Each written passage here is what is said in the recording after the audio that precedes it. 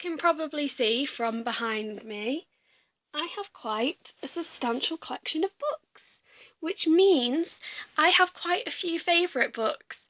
But today I am only going to show you 5 of these. So, ta-da! This is where my lack of knowledge of YouTube doesn't come in handy. This one is called Salvage. It's amazing. It's Salvage-Keren David. I'm not sure, this is the hardback cover, so I'm not really sure what the new cover looks like because this was a proof copy. On the back it says, "Not everything that's broken can be mended." Basically, it is about a young boy and a young girl who were separated at birth and they find each other again. I'm not going to say any more than that, but it is an incredible book. If you love The Fault in Our Stars, you will love this book. It is so good. My second favourite is, well, it's a pretty obvious one. Quite a lot of people love this book. It's Paper Towns by John Green. This is an absolutely, it's so quotable. I just love this book. It's beautiful.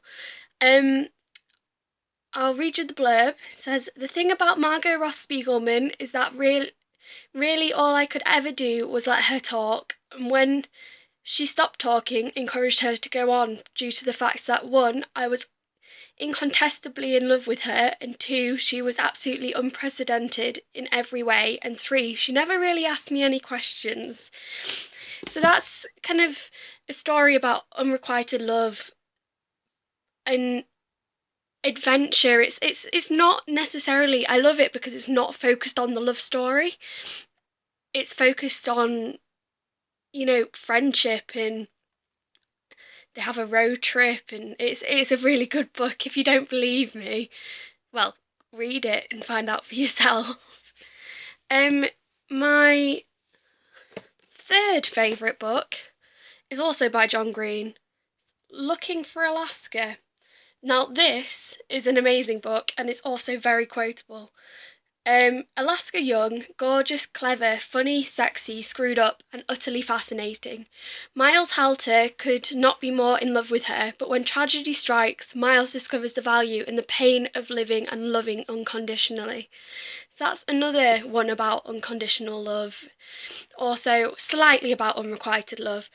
They're both incredible books. John Green is an incredible author, and he just understands, I don't know how he does it, he understands teenagers so well.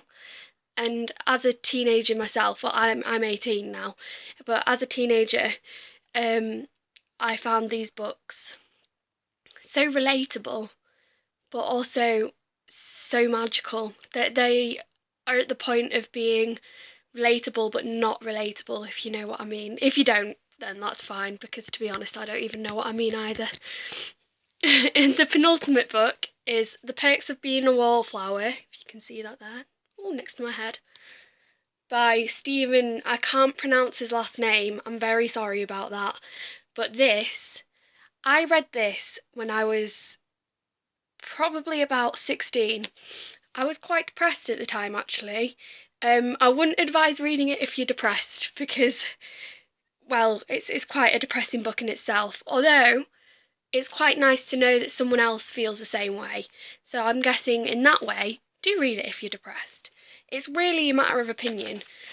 But this is an absolutely amazing book. It's beautiful, I have to say. I love the cover, which I know they say don't judge a book by its cover, but I love the cover of this. It's about a boy called Charlie who writes a letter on certain days of the year to his dear friend letters, and it's, just read it. Just read it. If you've watched the film, read the book, because the book is amazing. And if you haven't watched the film, read the book first and then watch the film, because the book's always better. Well, in my opinion, the book's better anyway. And finally, last but definitely not least, it's The 5 People You Meet in Heaven. If you've heard of Carrie Hope Fletcher, you will have heard of The 5 People You Meet in Heaven, because she absolutely loves it. But I think she does anyway, since she put it in one of her top 10 favourite book videos, I think it was. It's just amazing. It really is. There's nothing else I can say about it. It's one of the most beautiful books I have ever read. It's about an old man, and spoiler alert, he dies. And it's about the people that he meets in heaven and who kind of take him through his life and explain how he's helped people during his life. It's really an amazing book. But yeah, that's my top 5 books. So obviously there are many, many more, as you can tell, and that does exclude all the Potters, all the Hunger Games, okay? Because I love them equally, and I can't choose. I really just can't choose. So if you think I've missed anything out, or if you think that I would love a book that you love, or, leave it in the comments. I would love to hear from you. And yeah, see you later. Bye.